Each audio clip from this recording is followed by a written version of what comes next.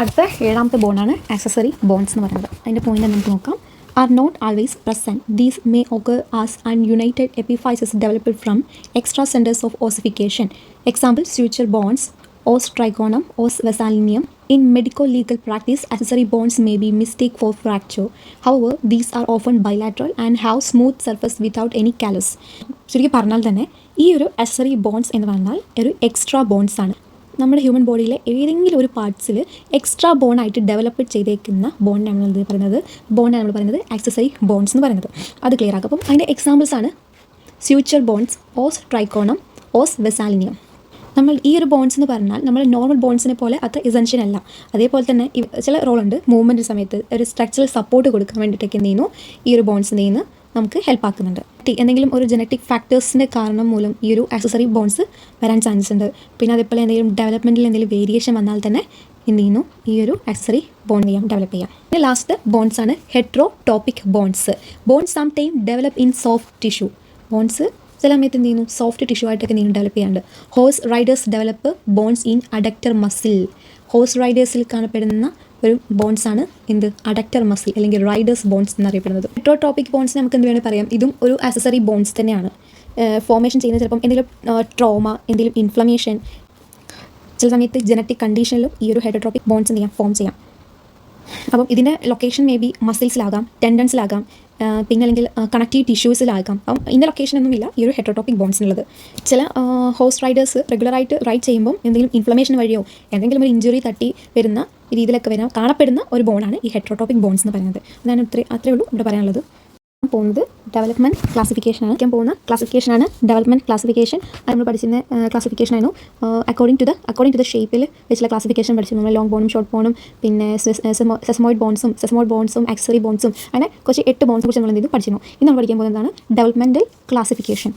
അതിനെക്കുറിച്ച് നമുക്ക് പോയി നോക്കാം. അപ്പം നമ്മൾ ഈ ഒരു ഡെവലപ്മെൻറ്റ് ക്ലാസിഫിക്കേഷൻ നമ്മൾ എന്ത് ചെയ്യും രണ്ടായിട്ട് തിരിക്കുന്നുണ്ട്. ഒന്നാമത്തേൽ വരുന്ന ആൾക്കാരാണ് മെംബ്രെയിൻ ഡെർമൽ ബോൺസ്, പിന്നെ രണ്ടാമത് കാർട്ടിലേജിനസ് ബോൺസ്, മൂന്നാമത്തത് മെംബ്രെയിനോ കാർട്ടിലേജിനസ് ബോൺസ്. പിന്നെ രണ്ടാമത്തെ പോർഷൻസിൽ വരുന്നതാണ് സൊമാറ്റിക് ബോൺസും വിസറൽ ബോൺസും. ഇത്രയും ആൾക്കാരെ നമുക്ക് എന്ത് ചെയ്യാം പരിചയപ്പെടാം. നമുക്ക് എന്ത് ചെയ്യാം ആദ്യം നമുക്ക് മെംബ്രെയിൻ ബോൺസിനെ കുറിച്ച് പഠിക്കാം. ഓസിഫൈ ഇൻ മെംബ്രെയിൻ. ഈ ഒരു പേര് തന്നെയല്ലേ നമ്മൾ മെംബ്രെയിൻ ബോൺസ് എന്ന് പറഞ്ഞാൽ എന്താണ്, മെംബ്രെയിൻ്റെ അവിടെ ഫോം ചെയ്യുന്ന ബോൺസിനെയാണ് നമ്മൾ പറയുന്നത് മെംബ്രെയിൻ ബോൺസ് എന്ന് പറയുന്നത്. മീസെൻകൈമൽ ഓസിഫിക്കേഷൻ ആണ് പറയുന്നത്. ഓസിഫിക്കേഷൻ ഇൻ മെംബ്രെയിൻ ബോൺസ് എന്ന് കേട്ടാൽ മെംബ്രെയിൻസിൽ വരുന്ന ഓസിഫിക്കേഷനാണ് മെംബ്രെയിൻ ബോൺസ് എന്ന് പറയുന്നത്. These are derived from mesenchymal condensation. Mesenchymal കണ്ടൻസേഷനിൽ നിന്ന് ഡിറൈവ് ചെയ്ത ബോൺസ് ആണ് മെംബ്രെയിൻ ബോൺസ് എന്ന് പറയുന്നത്. ഇതിൻ്റെ എക്സാമ്പിൾസ് എന്ന് പറഞ്ഞാൽ നമുക്ക് നോക്കാം. ഇതിൻ്റെ എക്സാമ്പിൾ നമുക്ക് പോയി നോക്കാം. Bones of the vault of the skull and facial bones. Facial ബോൺസിലും പിന്നെ നമ്മുടെ സ്കലിൻ്റെ വാൾട്ട് ഭാഗത്ത് കാണപ്പെടുന്ന ബോൺസിനെയാണ് നമ്മൾ മെംബ്രെയിൻ ബോൺസ് എന്ന് പറയുന്നത്.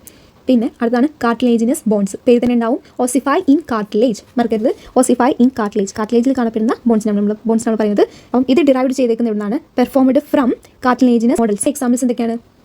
Bones of limbs, vertebral column and thoracic cage. പിന്നെ മൂന്നാമത്തതാണ് ഈ രണ്ടും മിക്സ്ഡ് ആയിട്ടുള്ള ബോൺസ് നമ്മൾ പറയുന്നത് membranocartilaginous. Ossify partially in membrane and partially in cartilage. കാർട്ടിലേജിലും മെംബ്രെയിനിലും കാണപ്പെടുന്ന ബോൺസിനെ നമ്മൾ പറയുന്നത് മെംബ്രെയിനോ കാർട്ടിലേജിനസ് ബോൺസ് എന്ന് പറയുന്നത്. ഇതിൻ്റെ എക്സാമ്പിൾസ് ആയിരിക്കാണ് നമ്മുടെ clavicle, mandible, occipital, temporal, sphenoid.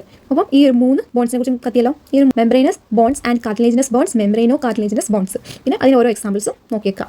Membrane ബോൺസിൽ വരുന്ന എക്സാമ്പിൾസ് എവിടെയൊക്കെയാണ്? നമ്മൾ സ്കലിലും ഫേഷ്യൽ ബോൺസിലും. കാർട്ടിലേജിനസ് വരുന്നത് ബോൺസ് ഓഫ് ദ ലിംസിലും വെർട്ടിബ്രൽ കോളത്തിലും പിന്നെ തൊറാസിക് കേജിൽ കാണപ്പെടുന്ന ബോൺസുമാണ്.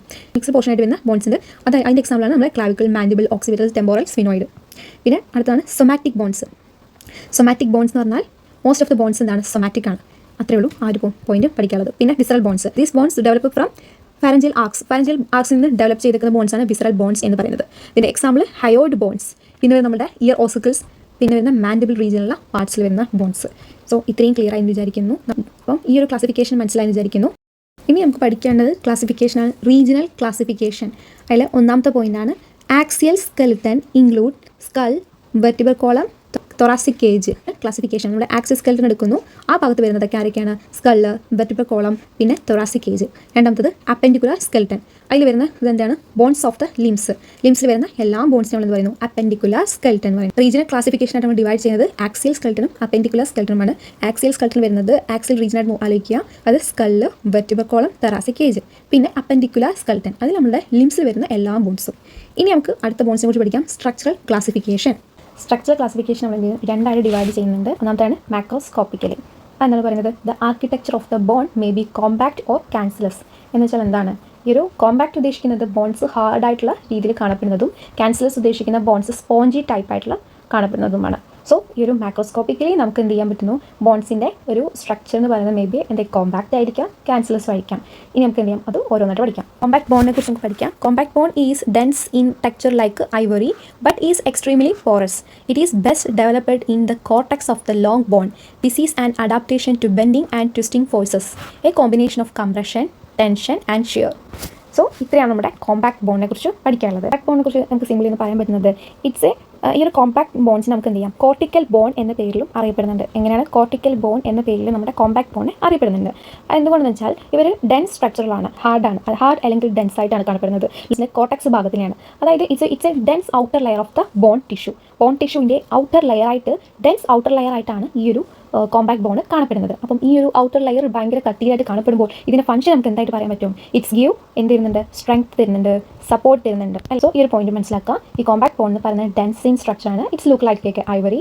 പിന്നെ അവിടെ ഫംഗ്ഷൻ നമുക്ക് പറയാൻ പറ്റും സ്ട്രെങ്ത് തരുന്നുണ്ട്, സപ്പോർട്ട് തരുന്നുണ്ട്. അതൊരു പോയിന്റാണ്. പിന്നെ this is an adaptation to bending forces. നമ്മൾ കംപ്രഷൻ കൊടുക്കുകയും ടെൻഷൻ കൊടുക്കുകയും ഷെയർ ചെയ്യുന്ന സമയത്തൊക്കെ എന്ത് ചെയ്യുന്നു? ഈ ഒരു ബോൺസ് എന്ത് ചെയ്യുന്നു? ഈ ഒരു ബോൺസ് എനിക്ക് ഹെൽപ്പ് ആക്കുന്നുണ്ട്. അടുത്ത ബോണാണ് cancellous bones plus or spongy bones. ഇത് നമുക്ക് ട്രാബിക്കുലർ ബോൺ എന്ന പേരിലും ഈ ബോൺസിനെ അറിയപ്പെടുന്നുണ്ട്. എന്താണ് ഇവിടെ പറയുന്നത്? Is open in texture and is made up of mesh work of trabeculae അല്ലെങ്കിൽ rod and plate between which are marrow containing spaces. The trabecular mesh works are of 3 primary types.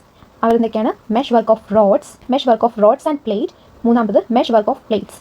പിന്നെ cancellous bones is an adaptation to compression force.